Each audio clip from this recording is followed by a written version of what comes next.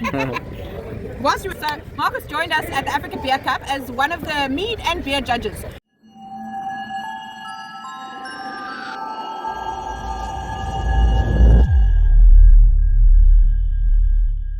Hey guys, so I'm here today with Marcus. Marcus is from?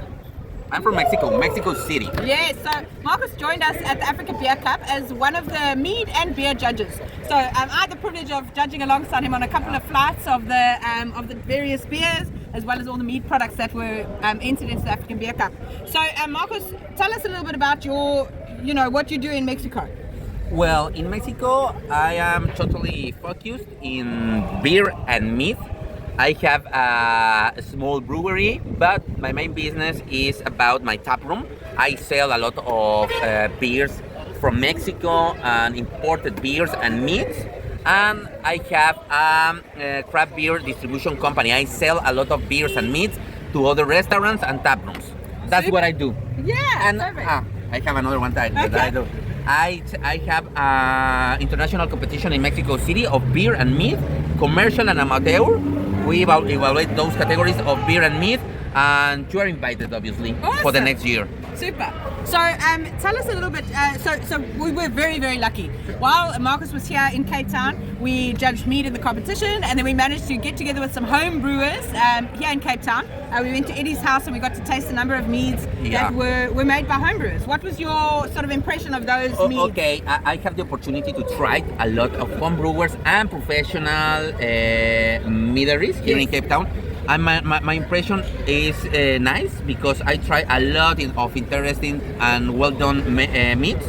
It was awesome. I can try many different honeys, many different products, different fermentations, piments, meats with peppers. I'm impressed from the quality of South African meats. Excellent.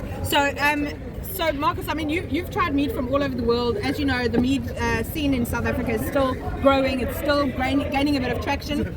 What would your advice be to any mead makers who are home brewing and doing their thing in terms of mead making? Okay, I think the mead in all over the world is growing. Yes. In any country I visited, we have a big scene of mead. Almost only in Poland is a little bit bigger, but in the rest of the countries, we are growing. Yeah. And what I can say to the meaderies, first one, is they need to share the knowledge with other mead makers. They need to participate in the competitions. They need to do that in home brewer competition and professional brewer competitions, and that's the way to improve your product. Yeah, good, because you get feedback. Yes, so then you get know what you're doing feedback. right, what you're doing wrong. Yes, and you can take of you some prestige. If you want a medal, if you want an award, you have your meadery. It has most prestigious meadery. Yeah, perfect. So another thing, whilst you were here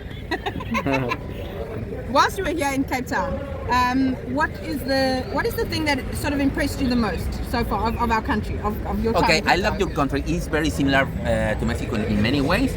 We are a growing country. We have a lot of industry, a lot of people working, a lot of beautiful places like this mountain. I can visit your awesome vineyards, your animals, the penguins, the stinky penguins. Then I love all the things I saw in South Africa, and the people too. The people is so kind. Yeah, brilliant. Okay, so tell us a little bit, how is the judging done in international countries? How do they judge the mead? What is the process? I mean, I've been exposed now to the African Beer Cup, the way that things are being judged here.